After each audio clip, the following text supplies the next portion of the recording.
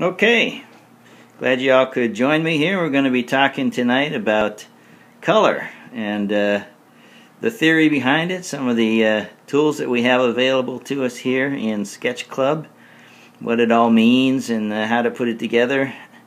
I'll be showing you some tools that you can use to help you choose colors and a little bit stuff about what the different colors are, how to combine them, all that kind of good stuff. Alright, so let's start at the top. I want to talk a little bit about the differences between traditional paints and digital paints.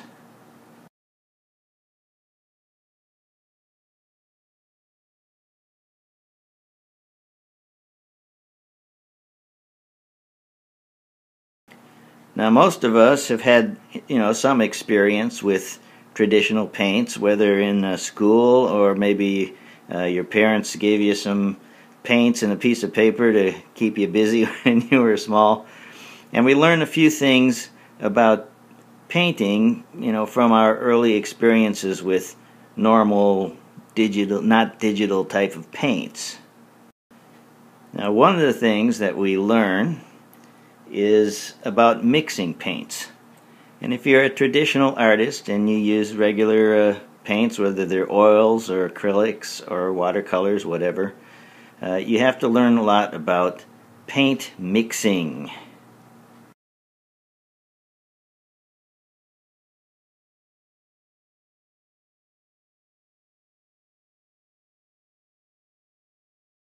And of course, there's a reason for that.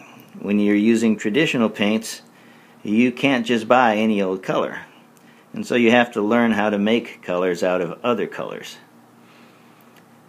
And that's why there's such a there are books upon books upon books about mixing colors to get the different ones that a painter might want.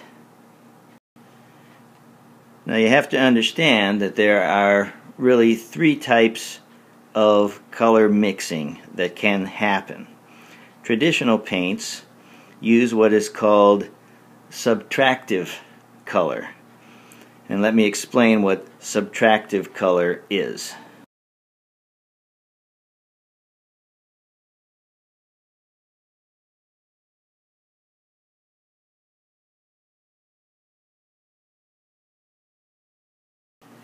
Now you probably noticed, if you've ever mixed any kind of paints together, that when you mix one color with another color, you get a third color. And the more colors you add together, the darker they get. And if you add lots of colors together, it becomes muddier and muddier and darker and darker.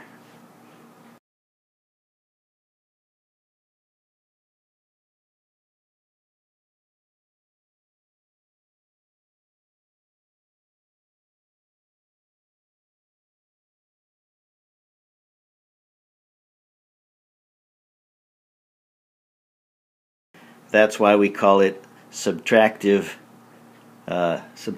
color. The way traditional paint works, the light hits the paint, some of the light gets absorbed by the pigment in the paint, and the rest gets reflected. So what actually happens is the paint subtracts some of the colors and then lets the rest of them go. So a blue paint actually subtracts all the other colors of the light and only reflects blue. Subtractive color. Now as digital artists, we do not use subtractive color.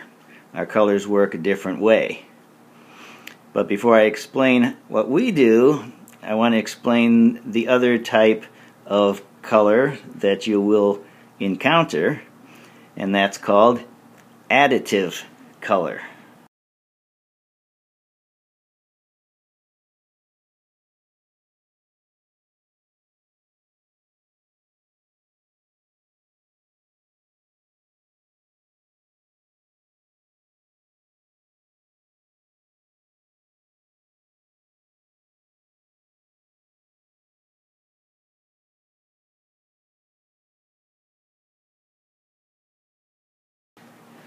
Now additive color is the type of color that you experience when you look at a computer screen or your iPhone or iPad screen. And there are basically three colors involved: red, green, and blue. And the more of them that you add together, rather than getting darker, they get brighter. So when you see white on the screen, what you're really seeing is full brightness of red, full brightness of green, full brightness of blue. That produces white because it's an additive type of color. Alright, so those are the two types that we don't use, subtractive or additive. What we actually use as digital artists is replacement color. Our colors don't mix. We can use blending modes and a certain amount of transparency to kind of blend colors together, but they don't really mix. What actually happens is one color replaces another on the screen. So let me demonstrate a little bit about what I mean. Alright, so we'll start here with just a basic white canvas, and I'll be explaining the color wheel in a bit, but for now I'm just going to use a regular hard round brush at 30 or 40% opacity, and I've chosen a red. So let me just draw some red, see how that looks.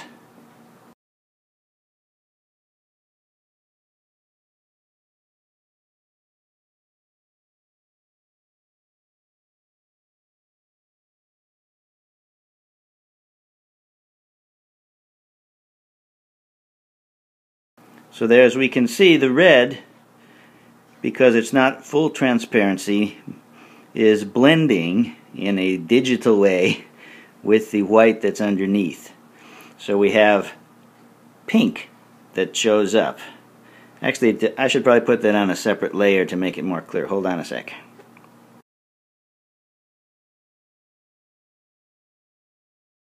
Okay, never mind, I did. Alright, now if you've learned anything from traditional paints, you know that you can combine these colors together. Like if you take red and blue and put them together, you expect to get purple. So let's try that with digital paints and see what happens.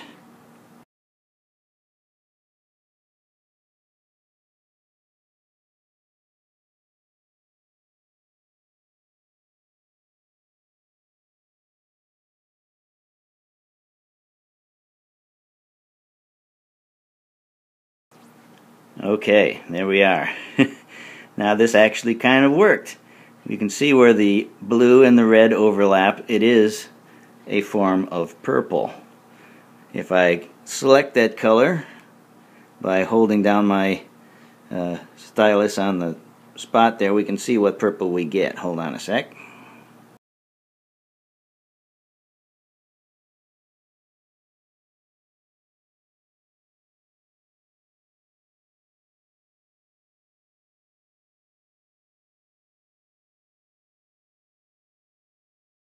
Okay, so that one acted kind of like we expected from our poor knowledge from kindergarten of traditional paints. Now the next one we're going to try is yellow. You probably will remember from painting that yellow plus blue produces green, and yellow plus red produces orange. But let's find out what actually happens here. Now you can see that where the yellow and the red interact, we got sort of an orange, very light colored orange. But where the yellow and blue interacted, we didn't get anything like green. Let me select that color so you can see what we actually got. So what we actually wound up with when we mixed our blue and yellow was sort of a dirty gray, slightly yellow gray. And all of the blending that we encounter in digital painting is kind of like that. It doesn't really work like traditional paints, and so you have to throw out all those ideas that you had about how paints mix, because they don't mix the same here. Now, what I've done here is put some green underneath. So now, our paints on the upper layer are blending not with white, but with this sort of green that's below.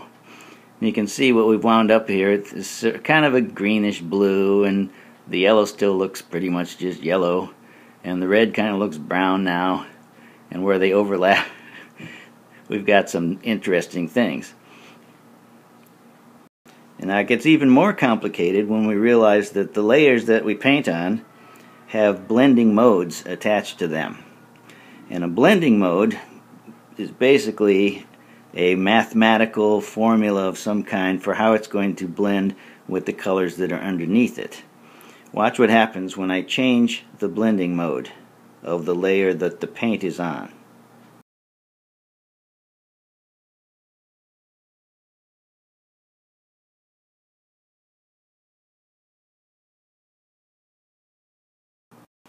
So now I haven't changed the paint at all. All I did was change the layer to multiply, and you can see the colors changed completely.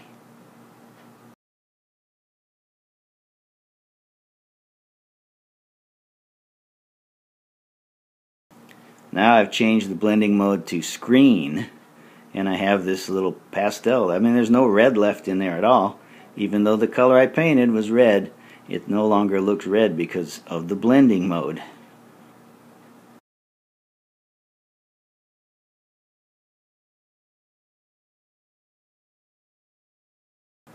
This is the overlay blending mode, and again it looks completely different from the other two, the other three that we've looked at. Each of the blending modes does its own little transformation and blends in a different way with the colors underneath.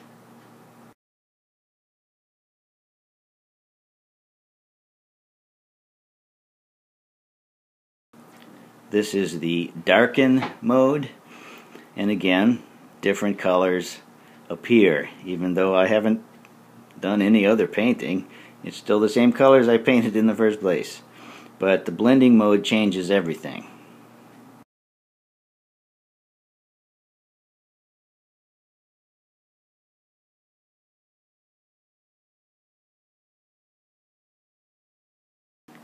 I'll just kind of go through the rest. I'm not going to go into a deep discussion of how blending modes work. What I'm trying to get across to you here is that digital paint operates in a wholly different way from traditional paint. And as digital artists, we have to come to understand what it is we really need to do with colors in order to use them efficiently, to get the color that we want.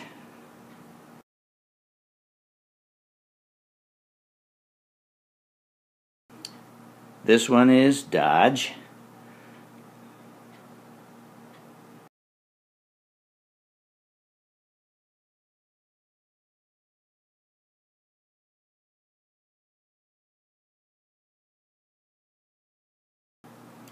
This one is burn. I bet you didn't even know you had all these, but you got all these modes available to you for different reasons and different effects. We'll get to that a little bit later.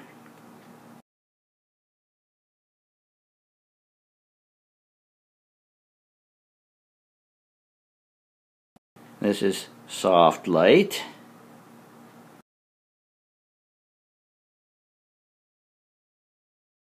This is hard light.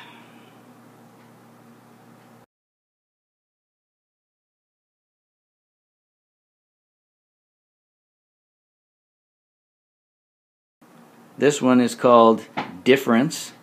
It does some kind of mathematical calculation, takes the difference of the two colors in some way that only a programmer would appreciate, and comes up with these colors. You can see my red now has become greenish blue, and my blue has become this purple.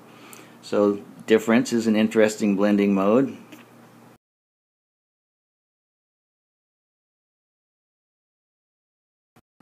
This mode is called exclusion.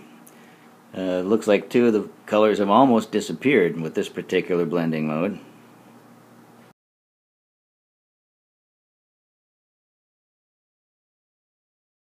This one is called hue. Hue. Hello, hue. And so we've got, what do we got here? I don't know. This would be good colors for Easter eggs, I think.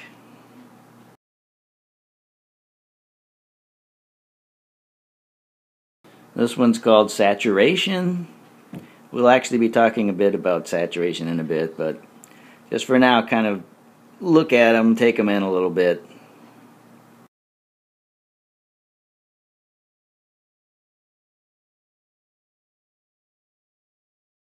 This one's called Color. Hey, we almost got our normal colors out of this one. We still didn't get blue and yellow makes green though, did we? But we do have blue and red makes purple.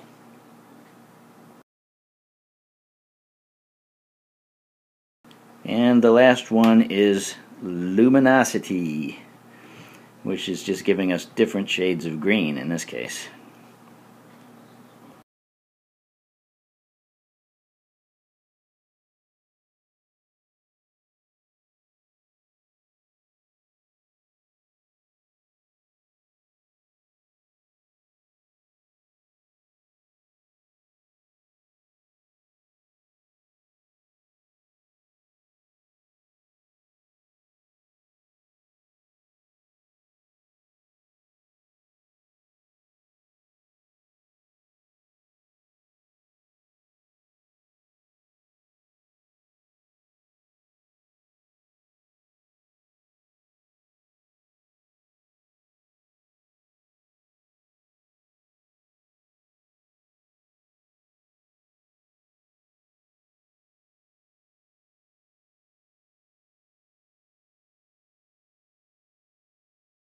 Okay, so now I went through all of that as a way to demonstrate to you that digital paints really are completely different from traditional paints.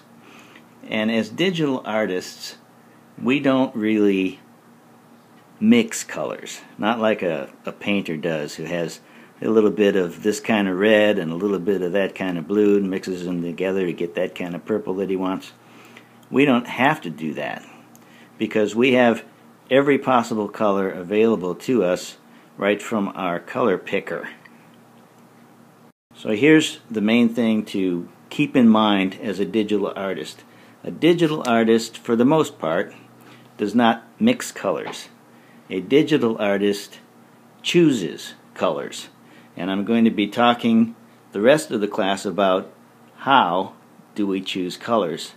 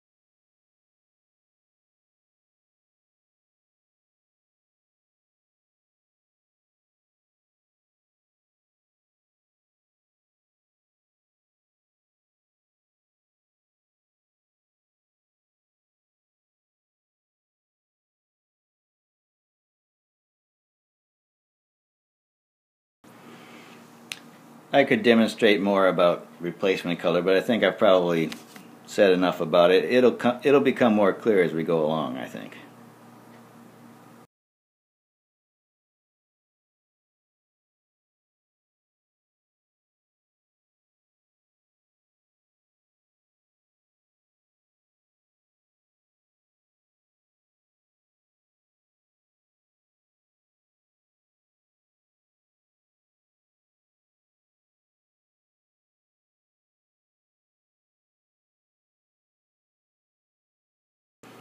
Okay, so now we're looking at Sketchclub's color wheel.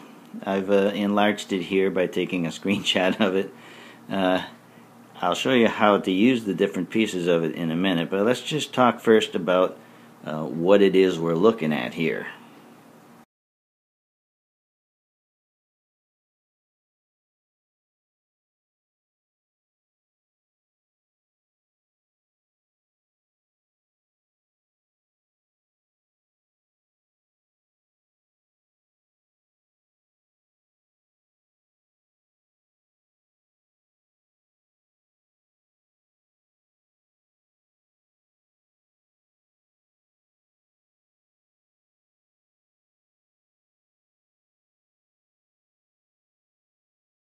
Alright, first of all, we can see that around in a circle around the edges here, there's all these colors, all these blended colors in a ring around a square that's in the middle, and then there's a couple of sliders at the bottom.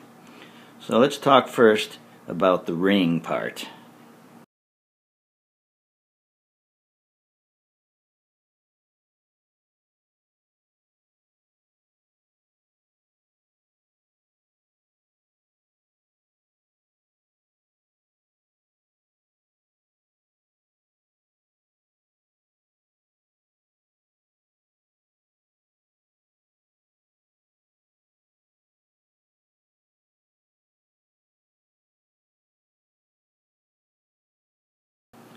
Alright, so now around the ring we've got all the colors of the rainbow very bright. This is this particular color wheel, the one that we have available to us here in Sketchclub, is called HSV type of color wheel. That stands for hue, saturation, and value. So let me take a few minutes to explain what that means.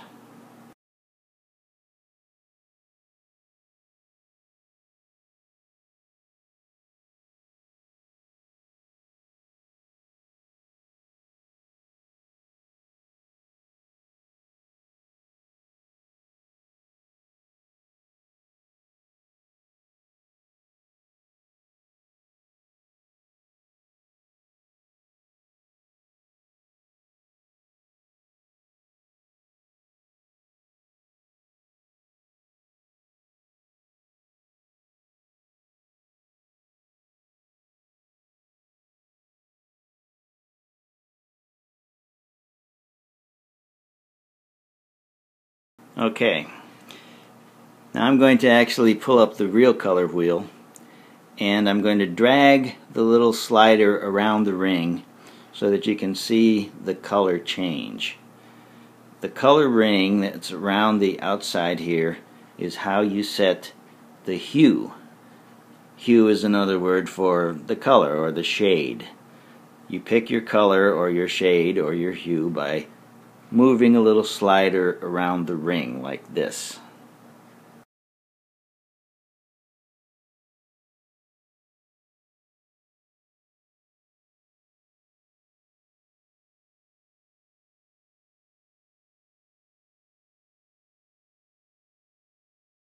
Now you probably noticed as I drag the slider around the ring, the color of the square in the center changes as well. This square in the center here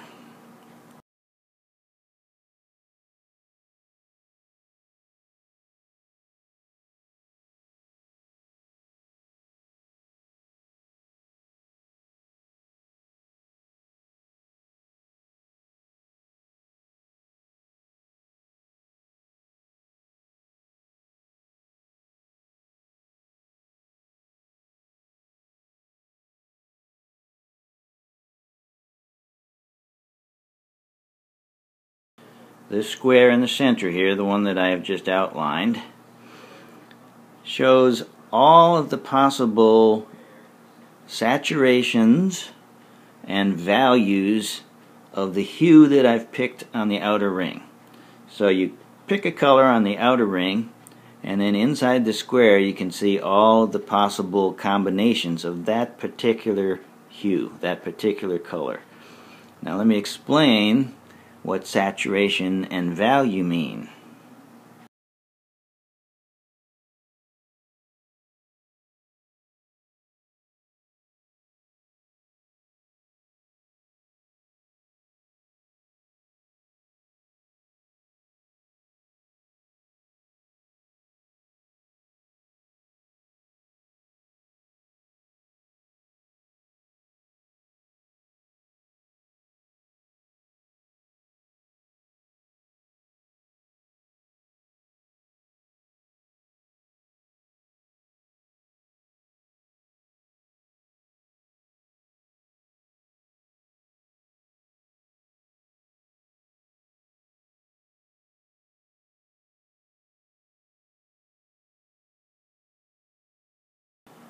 Now the slider there at the bottom, the one that I have just drawn a red ring around, that is the saturation slider.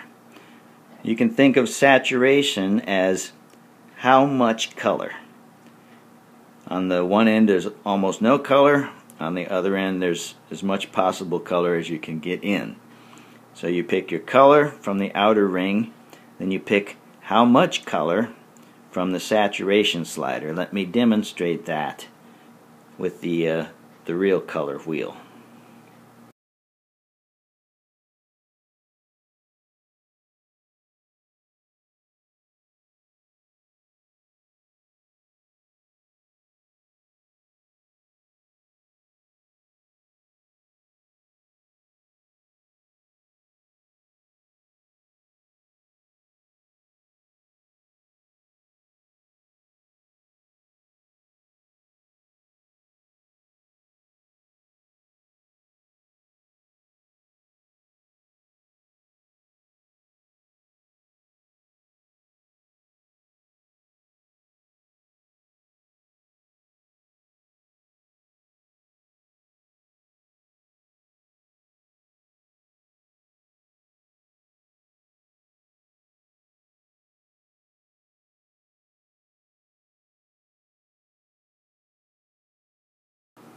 Now the other slider that we have at the bottom there, the one that I have outlined, this is the value slider.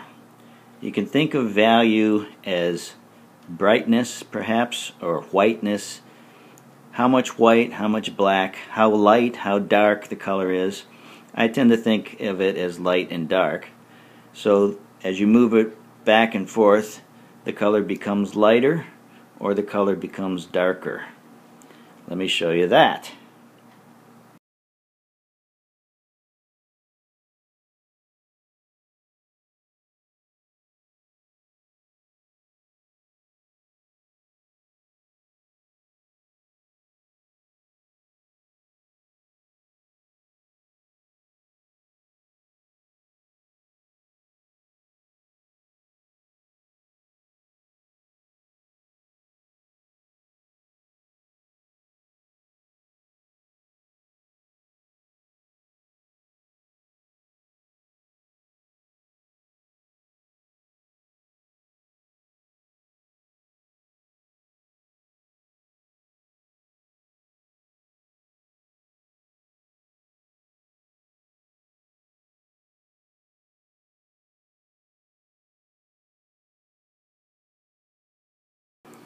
And the other control that we have is the actual square in the center. Once you've chosen your hue from the external ring, you can move the little dot around inside the square to simultaneously choose both the saturation and the value. It's just kind of a shortcut way of doing it. I tend to use the sliders myself because my finger is too fat and I can't seem to ever hit that little dot. But it's fine to use. Let me show you how that works.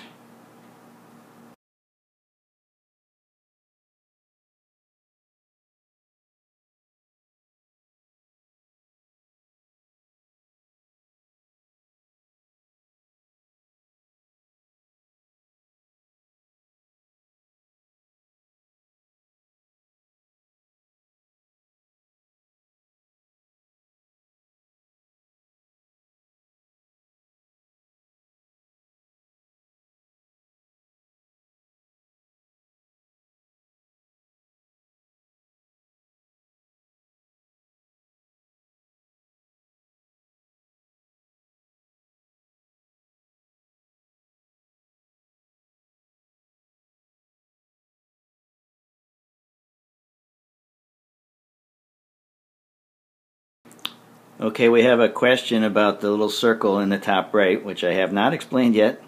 The circle in the top right is divided into two halves. The left half shows the color that you last used, and the one on the right shows the color that you are now choosing. It's just an easy way to compare. It's especially useful if you're changing just the value or just the saturation. You can see how much of a difference you've made from the color you had last time. Let me do that so you can kind of watch that thing happen.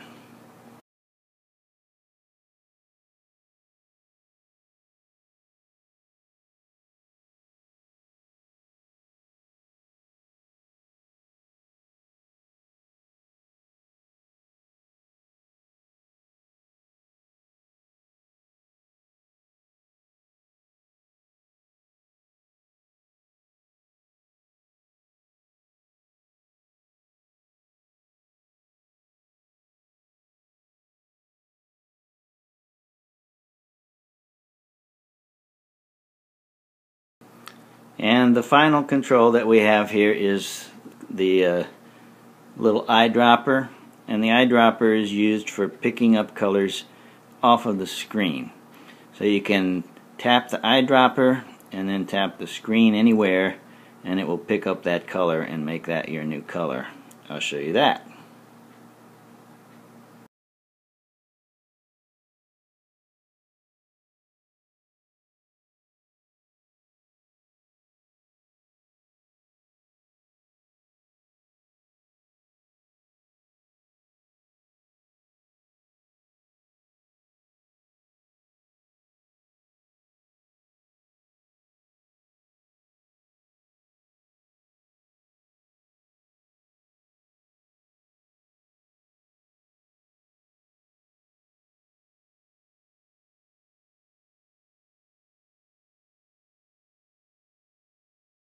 Notice that you can also drag on the screen.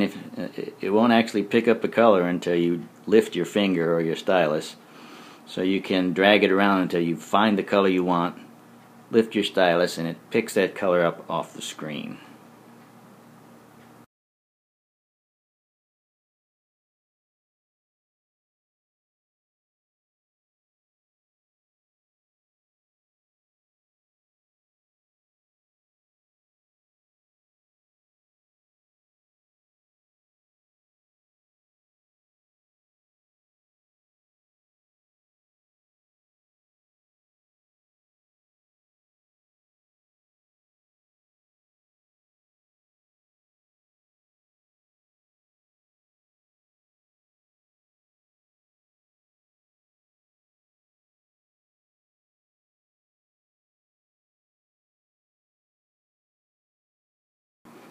You can also, in the settings, under Sketchclub settings, under your settings app, you can find Sketchclub, and you can turn on the eyedropper. There's like an automatic eyedropper. If you hold your finger down long enough on the canvas, it will go into eyedropper mode. I actually use that a lot. Let me show you how that works. You just tap your finger down, hold it there until the little eyedropper ring shows up, and then you can slide it around to pick a color.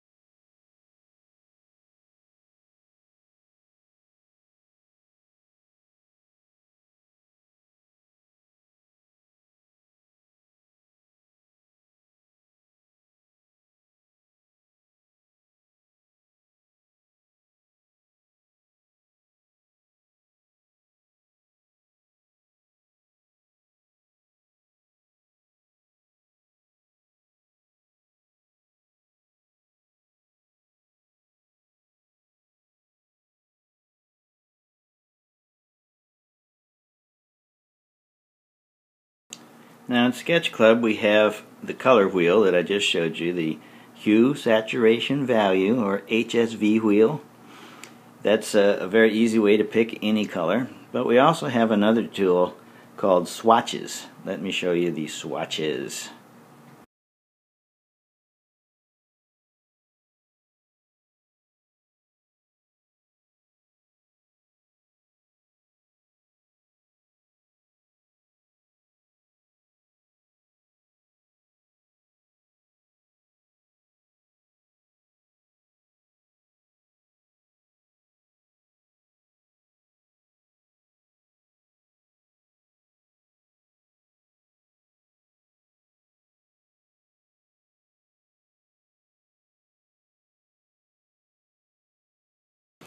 Okay, so this is the swatch window.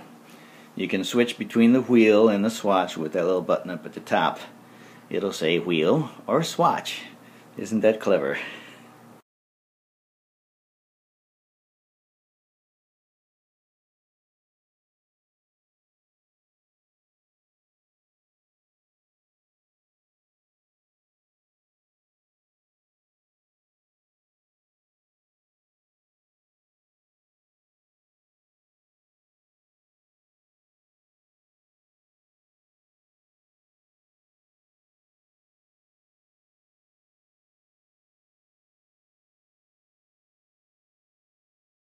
Up at the top there is a rectangle full of color. That's the color that you currently have chosen. And then there are some crazy looking numbers next to it. I'll explain those in a minute. And underneath those are a scrollable list of pre-made palettes, different colors that you can choose right from there.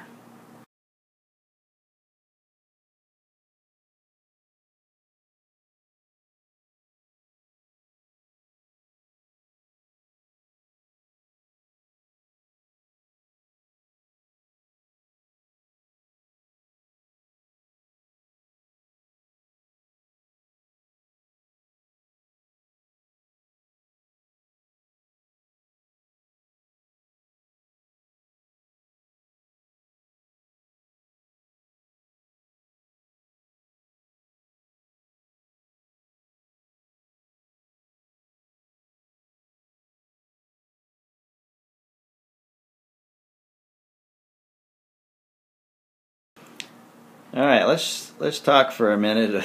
Well, first let's talk about the scrolling list of palettes. Let me open the window and scroll down, and you can see it's a whole bunch of different palettes that have been pre-chosen and loaded into Sketchclub to make it easy for you to pick colors from them. And to pick one, you just tap it with your finger or stylus.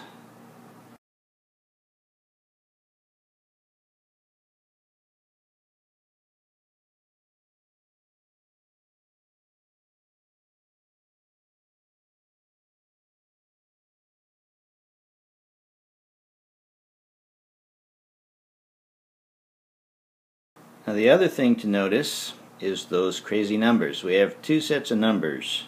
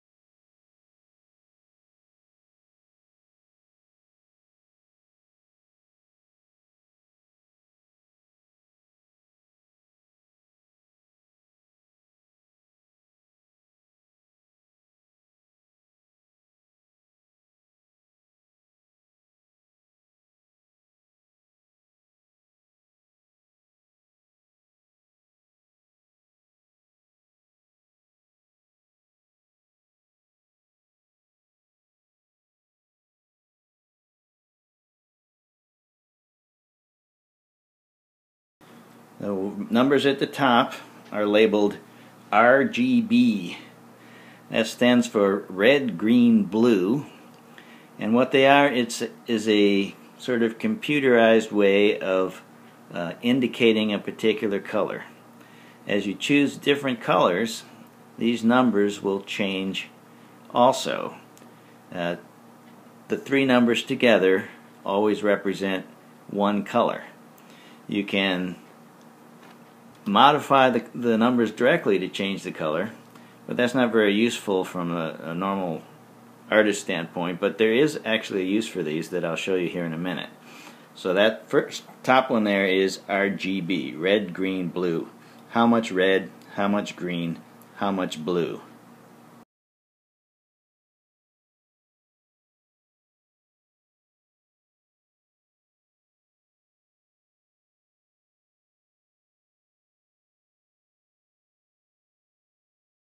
Now where these numbers really come in useful is when you want to get a specific color, maybe from another program, Photoshop or some other painting program, and there's a specific color that you want. You can look in that program, get the RGB values, and you can then type them into Sketchclub to get that same one.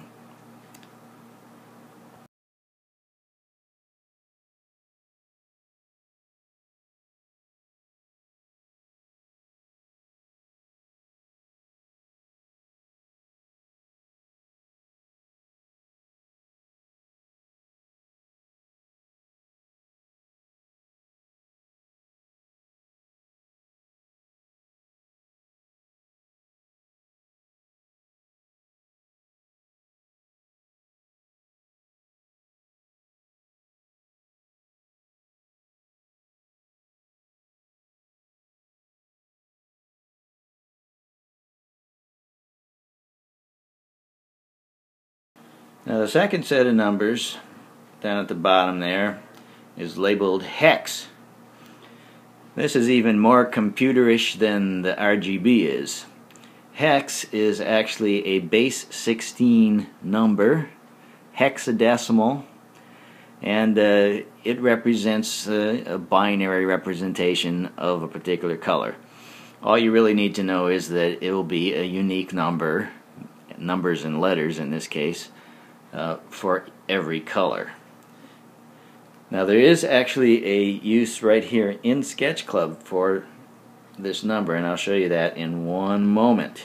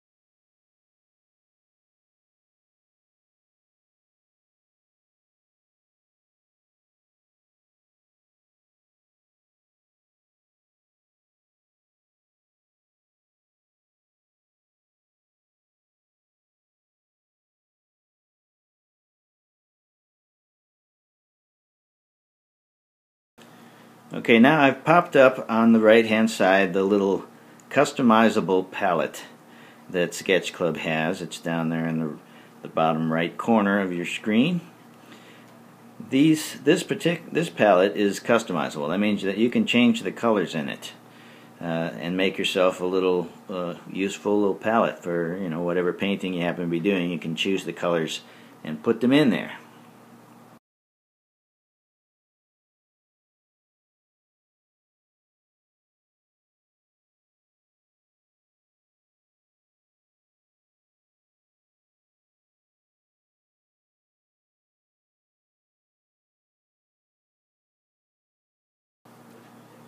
So now let me show you how you put a color there. What you do is you hold your finger down on the square that you want to put your new color into, and the color picker will pop up, and then you can pick a new color using either the wheel or the swatch or the numbers, however you want to pick your color, and it will go into the palette there.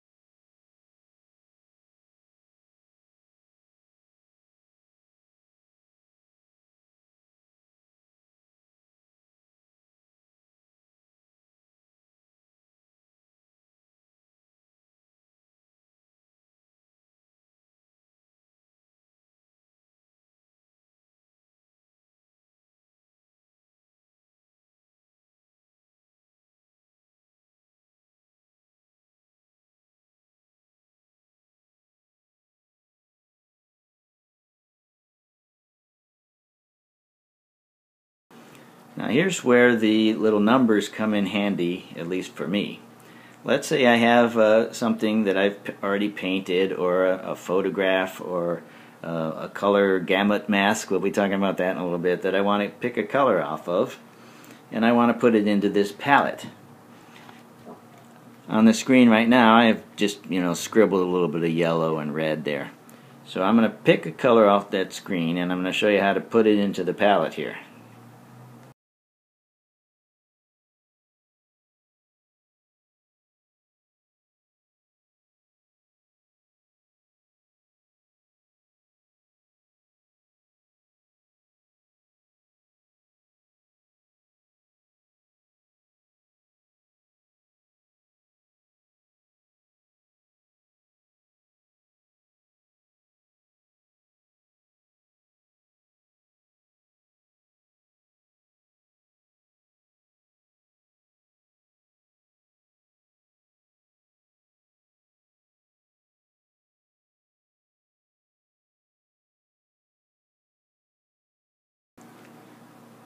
Okay, so now I'm going to pick a color off of my canvas here by using the eyedropper.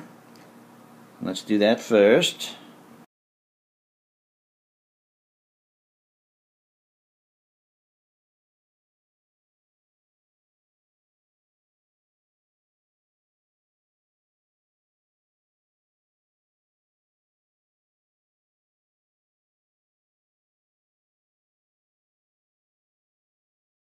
So now I've picked a sort of a peach color. Now how can I get that over into my custom palette? Because I can't drag it over there, and if I touch any of these squares it will change the color I have. But there is a way to do it.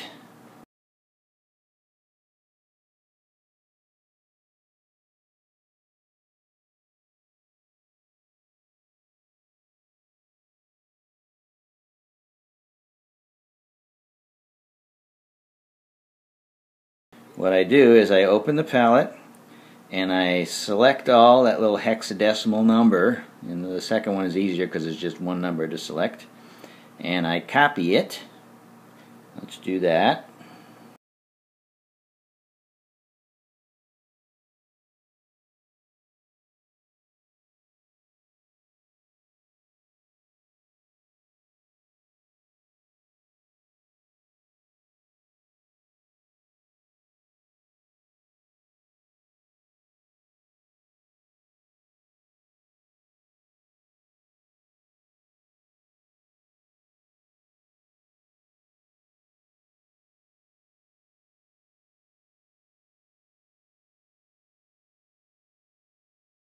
Okay, so now I've copied that color.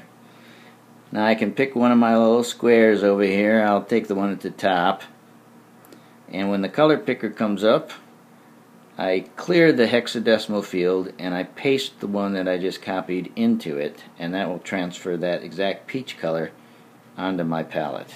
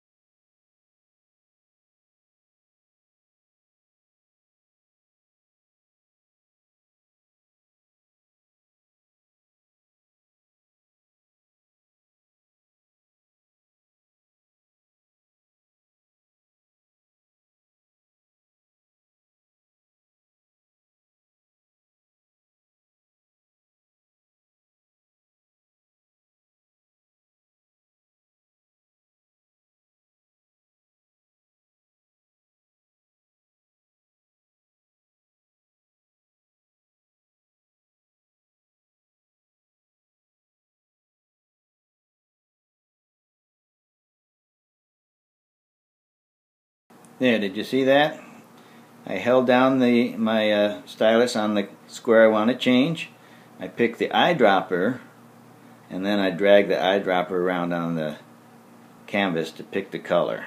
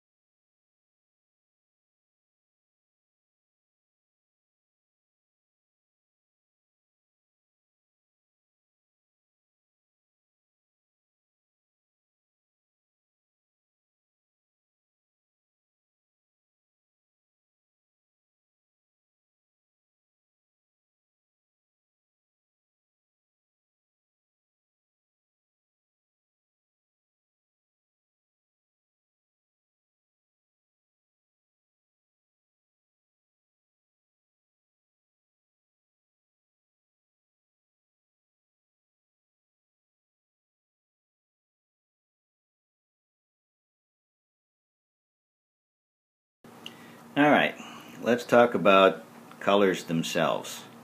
This is more what they call color theory. So far we've been looking really at the tools we have for picking colors and what have you. But let's look at the theory behind colors a little bit.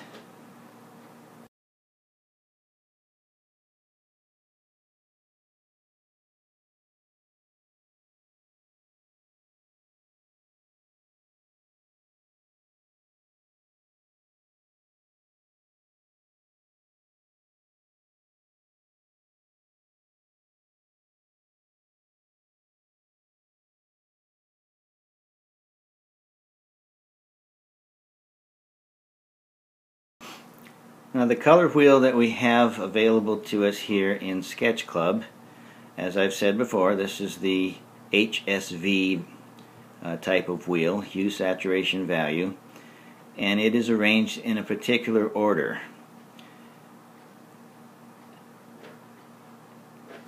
Now you've probably heard the term complementary colors, and many of you probably have an idea of what the complementary colors are. But in fact, there are more than one way to define complementary colors. In the HSV wheel, the complementary colors in that particular scheme, the color scheme that is HSV, are directly across from each other.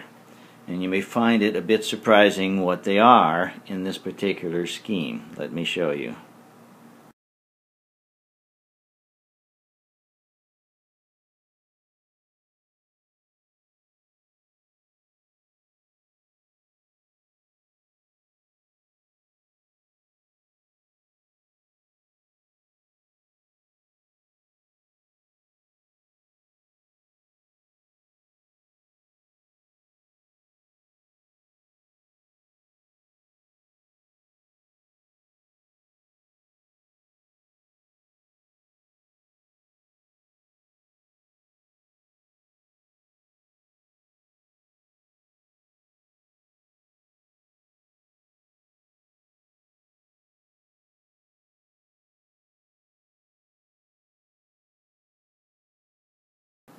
Now as you can see, I have circled more or less red, and then directly across the wheel is cyan, sort of a greenish blue. Now if you went to kindergarten or preschool, you probably learned that the complement of red is green. Well, not in the HSV world, it isn't. The complement of red is cyan.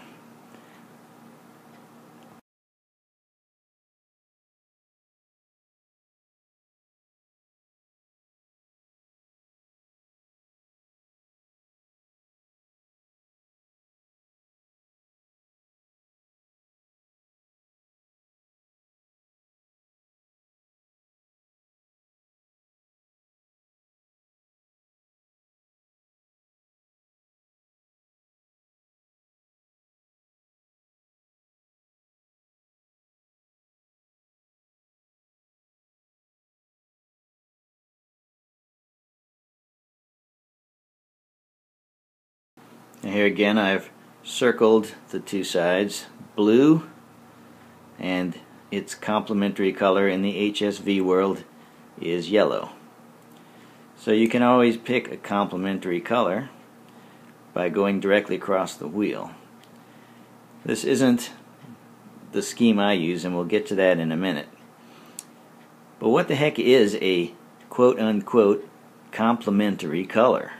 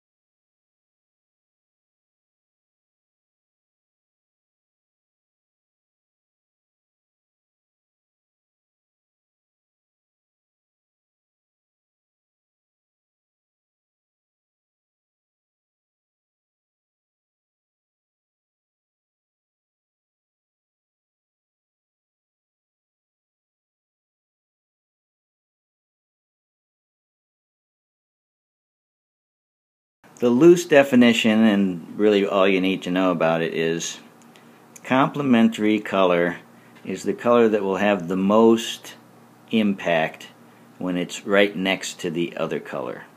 So complementary colors, when they are right next to each other, have a lot of contrast with each other. They stand out. It sort of has more impact than other colors that are next to it. All colors, when you look at them, are viewed in context. The colors that are around them affect how you see them. Our color perception is not linear. It's based on what other colors are next to those colors.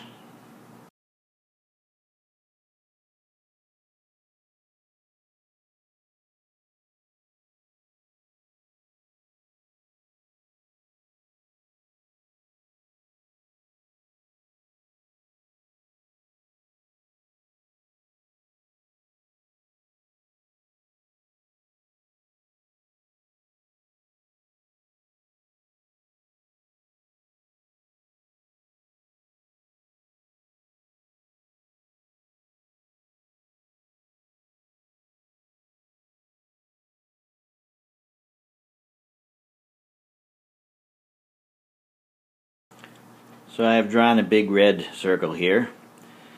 In the HSV world, the complement for red is cyan. So I'll pick cyan and I'll draw that next to this red, or into the red.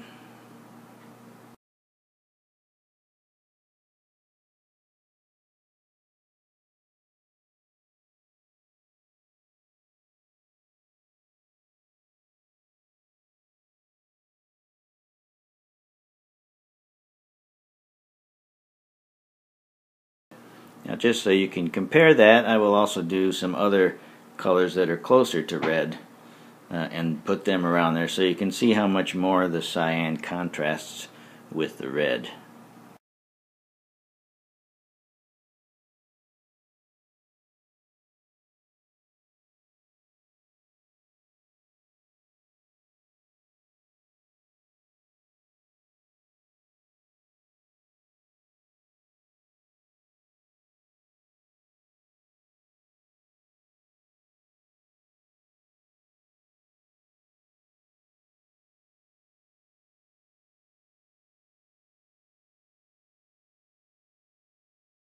So as you look at this, I think you'll agree that the pinkish color blends into the red a lot more. The orange a little less, and the cyan certainly has a strong impact against the red.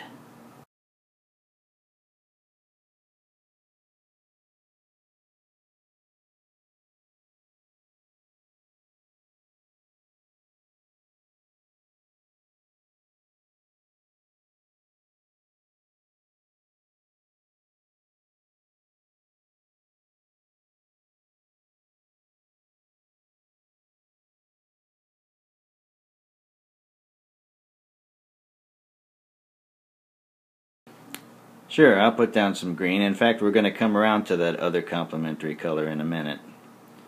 But just for comparison, yeah, let me put some green down there.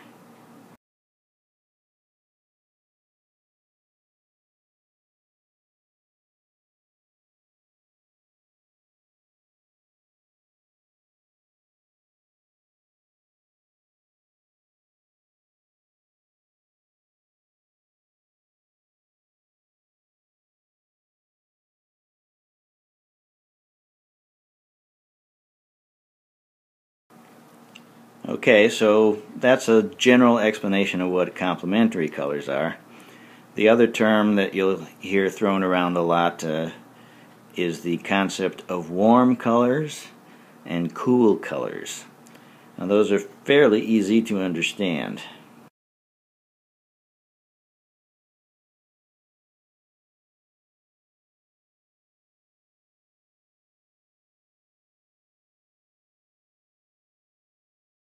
Warm colors are colors that look like they generate heat. Pretty much that's what it is. Orange, red, yellow, purples, things that look warm. The cool colors are the others. Blue,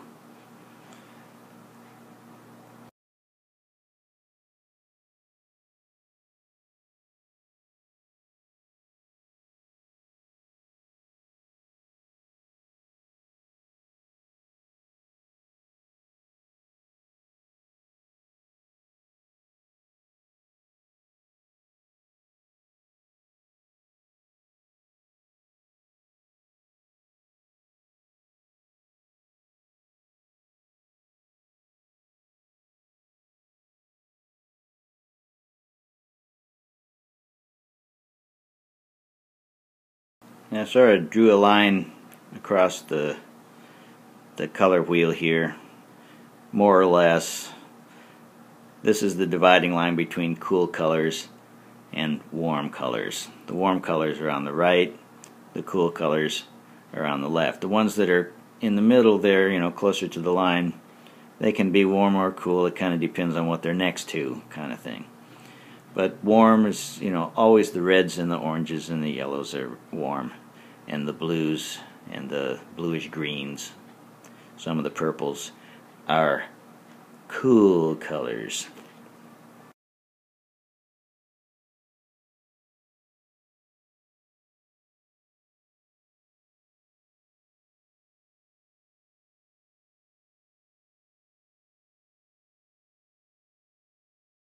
So you're probably asking yourself, you know, why do I care? Why do I care about complementary colors? Why do I care about warm and cool colors? What does it mean to me as an artist to know about these things?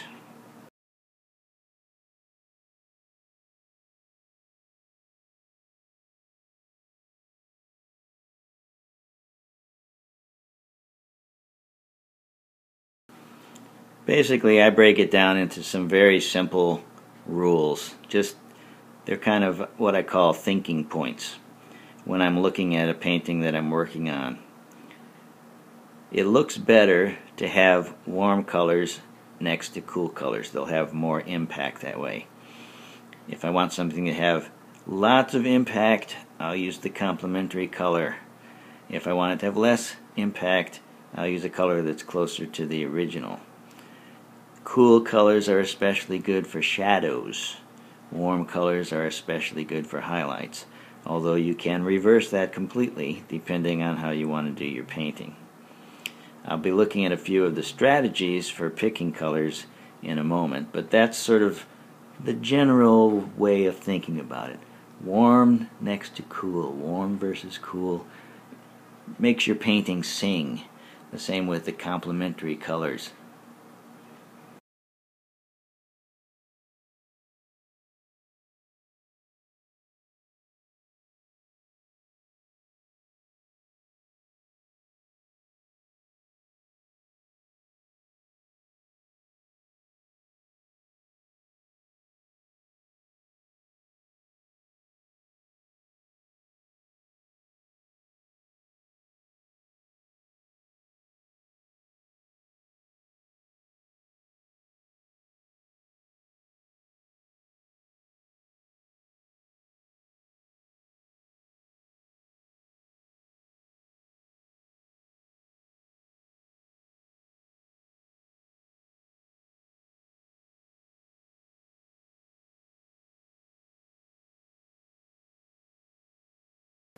And I want to show you a few of my own paintings, ones that I feel have been successful in this, and demonstrate what I mean in a sort of by example. This first one is basically all cool colors except for a couple of spots of warm. In this case I've used sort of a greenish blue and its complement in this case of orange as the contrasting color.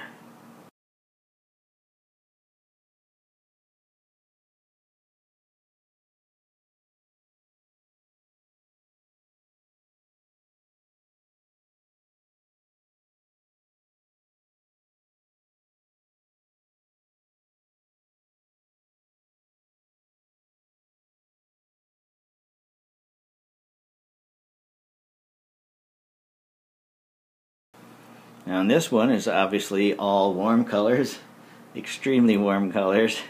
In fact, there's nothing in this but warm colors, and then some black for this smoky looking person. The idea here was to generate a feeling of heat, so of course warm colors filled the bill.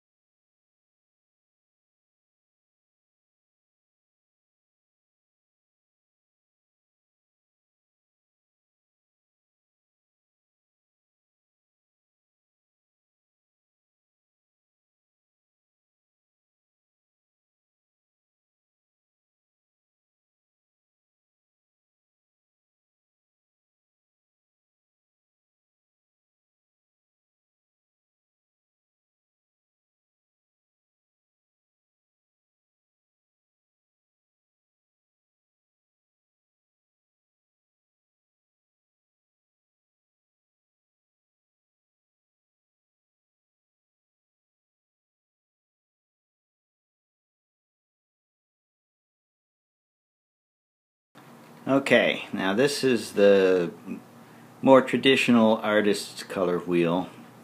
This is the one that I personally use the most.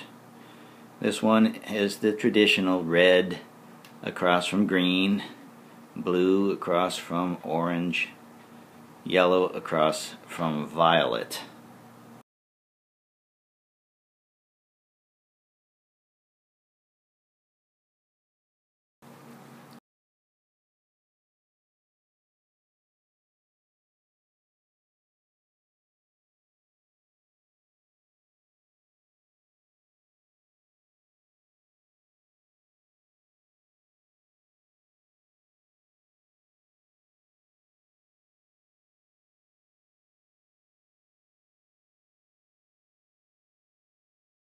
You should also notice that the colors become less and less saturated as they go toward the center, where they become more and more gray.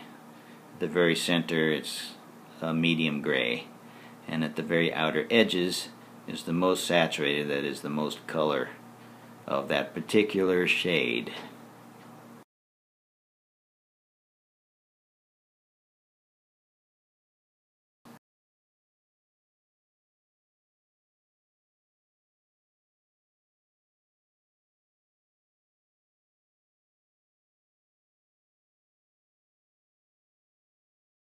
Now I'm going to show you a couple of strategies for using this kind of a wheel. I'll upload this wheel to my space so that you can download the wheel and use it, or you can just find it on Google.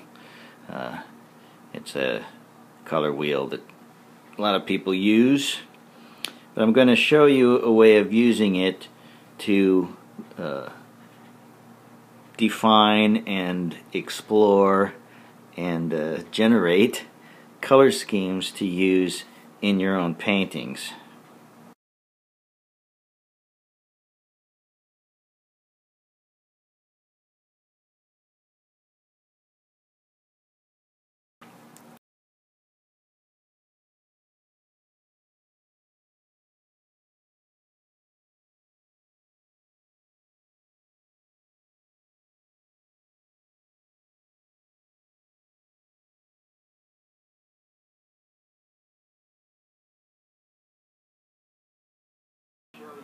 Alright, so now what I've done is I've gone to a layer above the color wheel and I filled it with black and temporarily set it to slightly less than 100% opacity so I can kind of see the wheel underneath.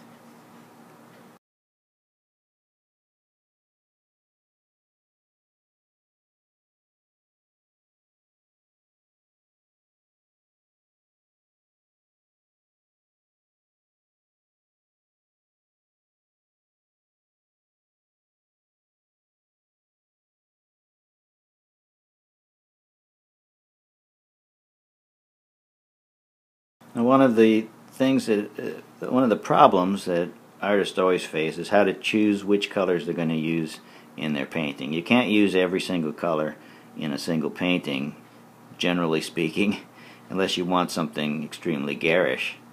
Usually you have to limit your palette in some way. You have to decide these are the colors I'm going to use in this painting.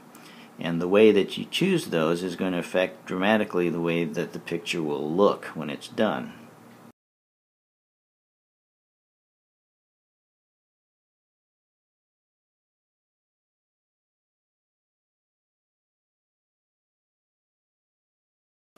Now, there are lots and lots of different ways to come up with limited palettes of different types. You may decide I'm only going to use warm colors in this painting, or only cool colors.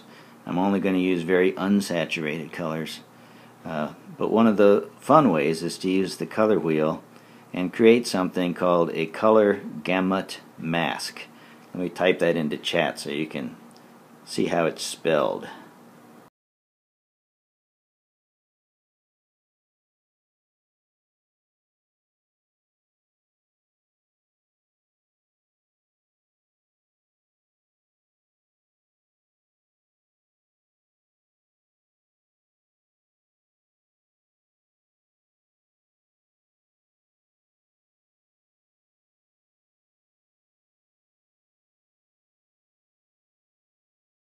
Now the word color, you probably know what that means.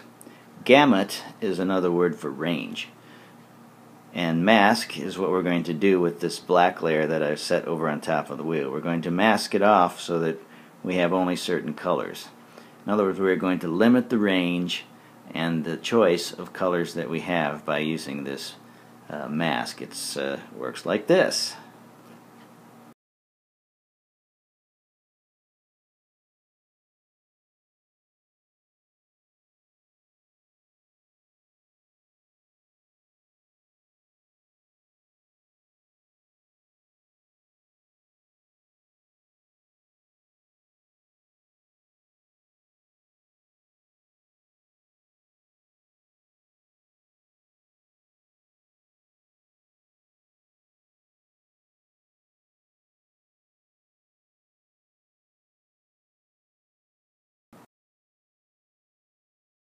Okay, so what I've done now is I've chosen the vector tool, I have set it to erase mode, and I have chosen circle as the type.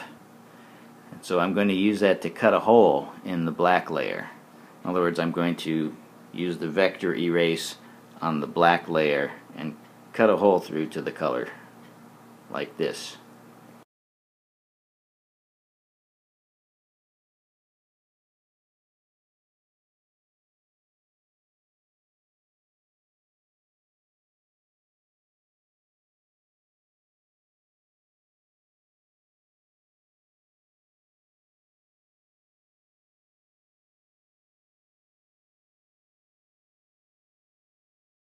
Now that I have cut my hole, I'm going to return the black layer to full opacity, and then I'll show you how we use this thing.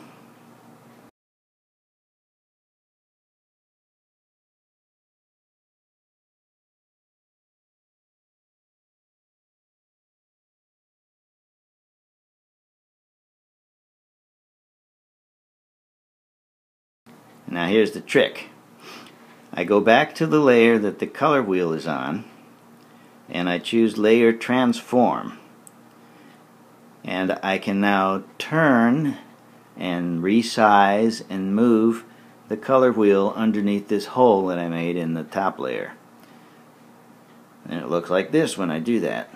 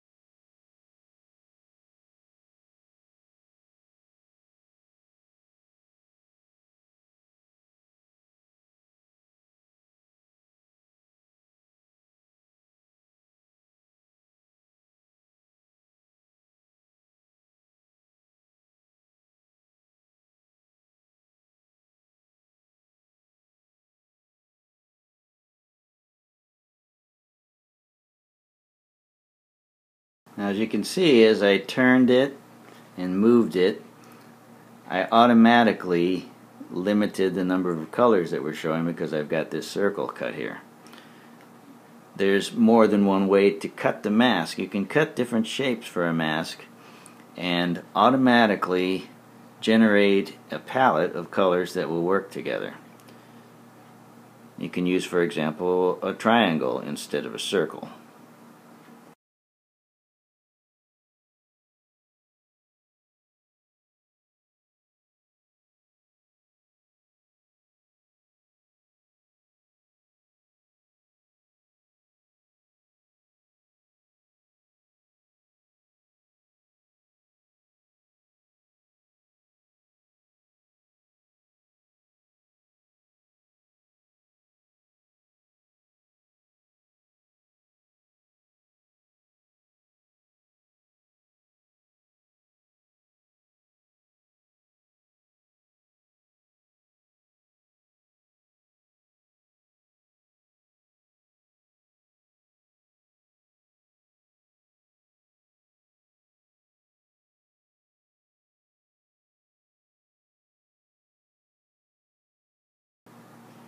You can experiment all you want with different shapes. Let me show you the one that I use the most, which is an ellipse and a circle that are specifically designed to be across from each other so that they will automatically pick complementary and complementary colors. Let me show you how I do that.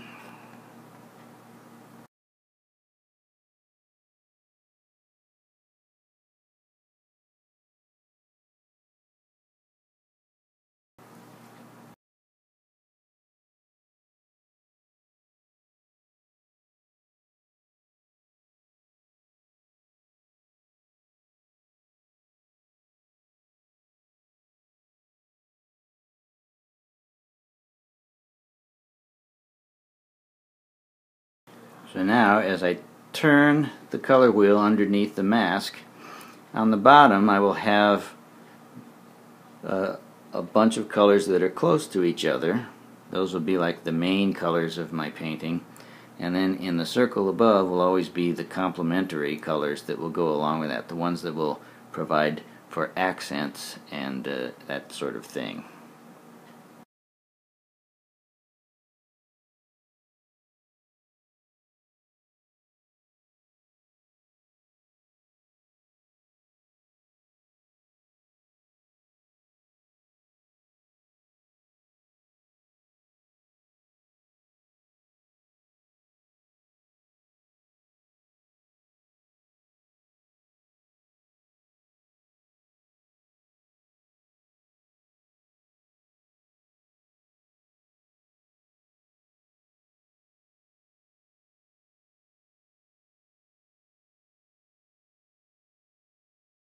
Also notice that if I make the underlying wheel larger, then I'll get grayer colors. If I make it smaller, I'll get brighter, more saturated colors.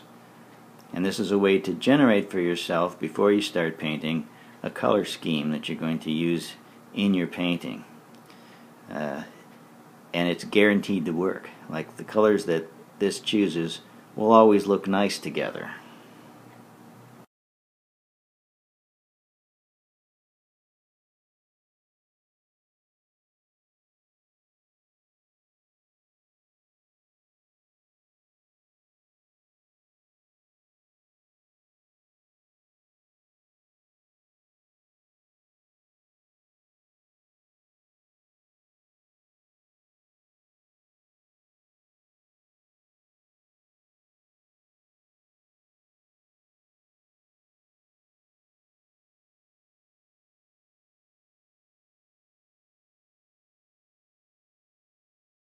So feel free to try other shapes, of course. You know, you can just kind of mess around with this. It's a kind of a fun way to explore color combinations in a very visual way, and see them right there on the screen what they're going to look.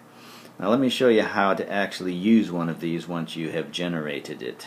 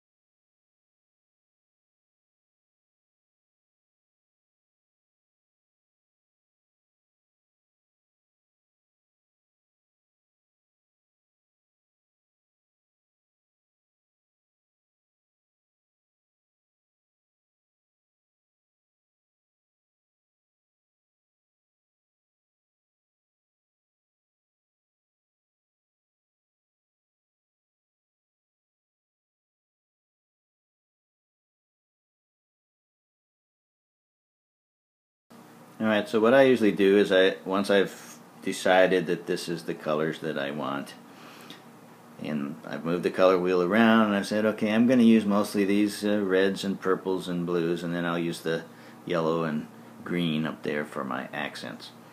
Then I take all of this and I go down to the lowest layer and I choose Merge All.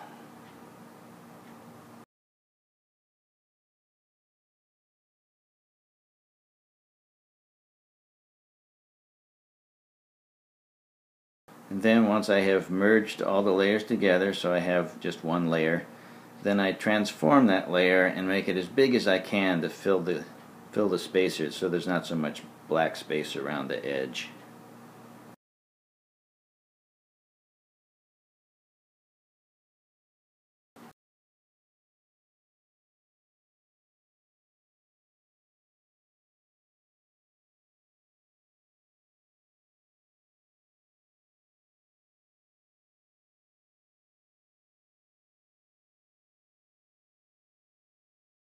Then the last thing I do is I save this out to my photo stream, to the what do they call it, the picture roll, the camera roll. Save it out to there.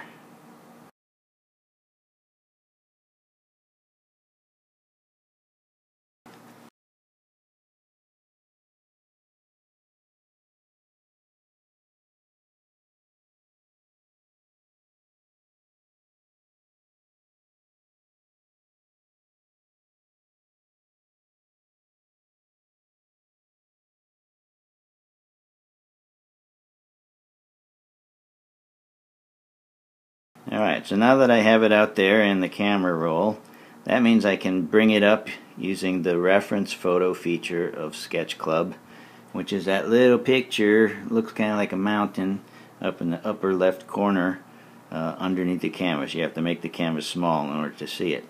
You tap there and you can bring up any photo that you have in your camera roll, and so we're going to bring up the little color palette that we just made.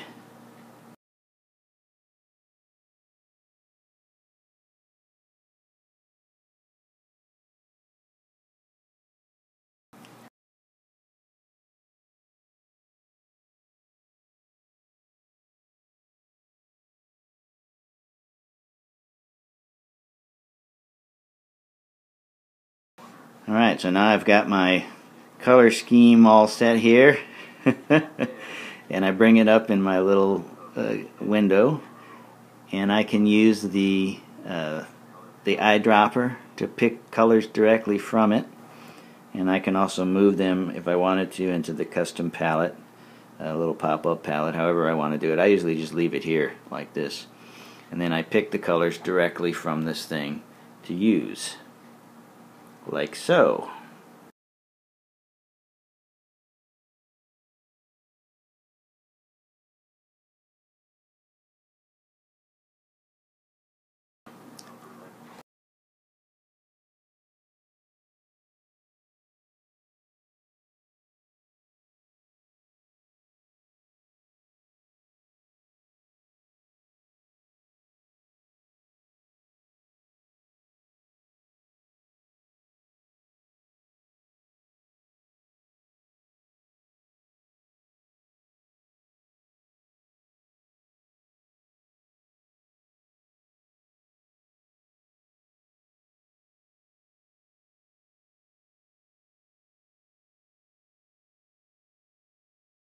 And remember that when you're using the colors from the palette, this is a way to pick your hue, but it's perfectly legal.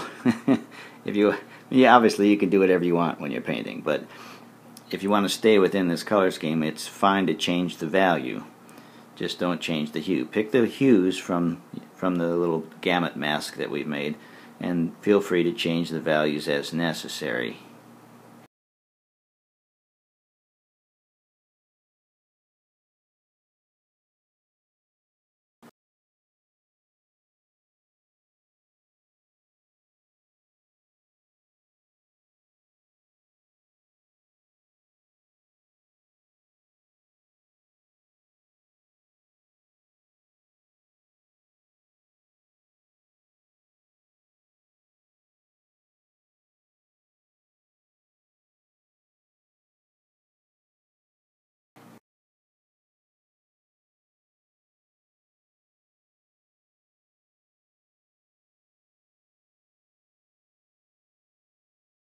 Okay, so now, evil laugh, huh?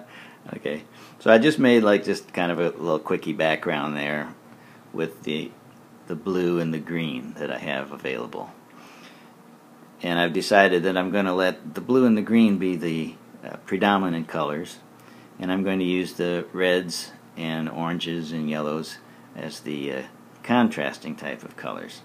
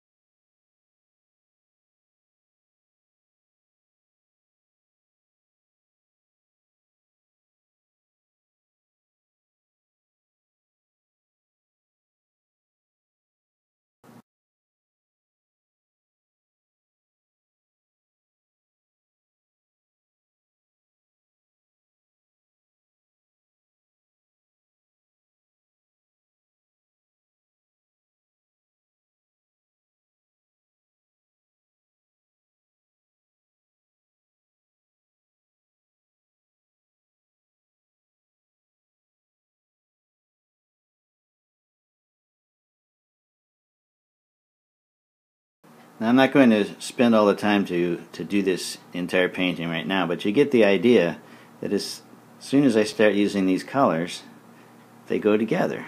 There's a nice harmony to them. The oranges and the blues, the oranges and the purples complement very well. They go together. One is bright, one is dark. I can use the purple as my shadow color. I can use the yellow as my highlight color, and I've got the blues behind it. Now what I have done is I have pre-painted using this exact color scheme here. So I'm going to show you the painting. And that isn't really done yet. I still have a little work to do on it. But this is what I wound up with after, I don't know how long, a couple hours anyway, maybe. I'd have to look at the statistics to tell you.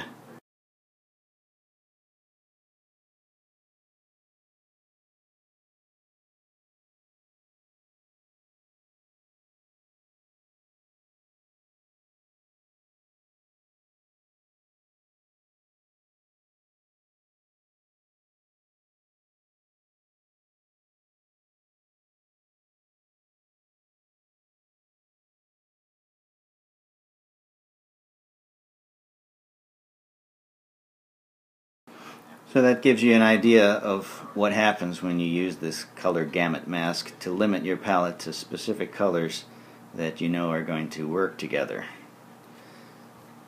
Alright, so that's kind of the end of the lesson. We got any questions or anything else someone would like me to cover?